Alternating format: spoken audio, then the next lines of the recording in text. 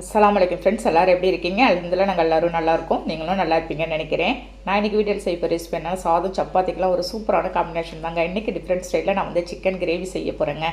வாங்க எப்படி செய்யலான்னு பார்க்கலாம். வீடியோக்குள்ளே பார்த்தோம்னா அப்படியே நம்ம சேனல் மும்தாஜ் கிச்சனை சப்ஸ்கிரைப் பண்ணிவிட்டு அப்படியே பக்கத்தில் இருக்க பெல் ஐக்கானே கிளிக் பண்ணிவிடுங்க. அப்போ தான் நான் போடுற வீடியோ உங்களுக்கு உடனே வந்து சேருங்க. இப்போ அதுக்கு ஃபஸ்ட்டு நான் இப்போ என்ன செய்ய போகிறேன்னா, நான்ஸ்டிக் பேனை ஸ்டவ்வில் வச்சுருக்கேங்க. 2 ஸ்பூன் அளவுக்கு நான் வந்து எண்ணெய் சேர்த்துக்கிறேன். இப்போ இதில் வந்து ஒரு 5 மீடியம் சைஸ் வெங்காயம் இருக்கும், அதை அரிஞ்சு நான் வந்து சேர்த்துக்கலாம். ஒரு 2 தக்காளி, பழமான தக்காளியை சேர்த்துருக்கேன். நல்ல ஒரு நிமிஷம் நம்ம வந்து இந்த வெங்காயம் தக்காளியை நல்லா வதக்கிடணும். வதக்கிட்டு நெக்ஸ்ட்டு என்ன செய்ய போகிறோன்னா, ஒரு 2 பச்சை மிளகாய் கீரி போட்டுக்கலாம் நம்ம. பாருங்கள், அதோடு இந்த மாதிரி வதக்கிட்டு நீங்கள் வந்து சேர்க்கும்போது உங்களுக்கு பச்சை மிளகாயோட ஃப்ளேவர் வந்து நமக்கு நல்லாயிருக்கும். பாருங்கள், அதை சேர்த்துட்டு ஒரு கைப்பிடி அளவுக்கு மல்லி புதினா கொஞ்சமாக நான் வந்து சேர்த்துக்கிறேன். 2 கலந்து தான் நான் வந்து ஒரு கைப்பிடி அளவுக்கு சேர்த்துருக்கேங்க. சேர்த்துட்டு இதையும் ஒரு 2 நிமிஷம் நல்லா நம்ம வந்து வதக்கிடலாம். பாருங்கள், இந்த மாதிரி அதோட பச்சை வாசனை, நமக்கு மல்லி புதினாவோட பச்சை வாசனை போகக்கூடாது. அப்போ தான் உங்களுக்கு ஃப்ளேவர் நல்லாயிருக்கும். பாருங்கள், நல்லா ஆறட்டும். இந்த ஆறுனதும் ஒரு மிக்ஸி ஜாரில் நான் வந்து சேர்த்துக்க போகிறேங்க. சேர்த்துட்டு ஒரு 2 பல்ஸ் விட்டு நம்ம வந்து அரைச்சிக்கலாம். ரொம்பவும் நீங்கள் வந்து நைஸாக அரைச்சிட்டாதீங்க. பாருங்கள், இந்த மாதிரி ஒரு கன்சிஸ்டன்சிக்கு வர அளவுக்கு நீங்கள் வந்து அரைச்சிக்கோங்க. இது அப்படியே இருக்கட்டும். அதே நான்ஸ்டிக் பேனை ஸ்டவ்வில் வச்சு ஒரு 4 ஸ்பூன் அளவுக்கு எண்ணெய் திரும்ப நான் வந்து சேர்த்துருக்கேன். சேர்த்துட்டு ஸ்பைசஸ் எல்லாம் போட்டுடலாம். பட்டை, கிராம்பு, ஏலக்காய் சேர்த்துருக்காங்க.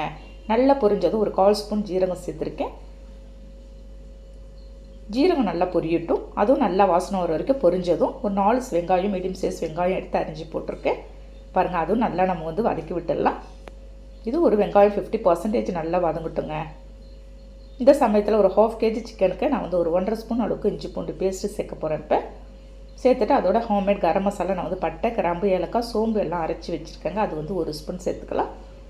சேர்த்து அந்த இஞ்சி பூண்டு பேஸ்ட்டோடு இப்போ வதக்கும் போது உங்களுக்கு ஃப்ளேவர் நல்லாயிருக்கும்.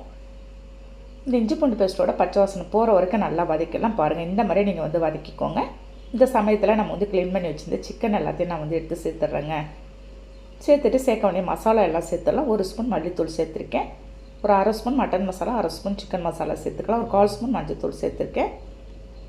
ஒரு 1/2 ஸ்பூன் தனி மிளகாத்தூள் சேர்த்துட்டு தேவையான அளவுக்கு 1 ஸ்பூன் அளவுக்கு நான் வந்து தூள் உப்பு சேர்த்து நல்ல ஒரு மிக்ஸ் கொடுத்துடலாம். பாருங்கள், நம்ம வந்து மிக்ஸ் பண்ணும்போது ஃப்ளேவரே செம்மையாக இருக்குங்க. வாசனை நல்லா கமகமன்னு இருக்குது, அந்த கரம் மசாலோட வாசனை எல்லாமே. பாருங்கள், இந்த சமயத்தில் நம்ம அரைச்சி வச்சுருந்தேன் இந்த வெங்காயம் தக்காளி பச்சை மிளகாய் பேஸ்ட் எடுத்து நான் அதோடு சேர்த்துட்றேங்க. சேர்த்துட்டு திரும்ப ஒரு மிக்ஸ் கொடுத்துடலாம். நம்ம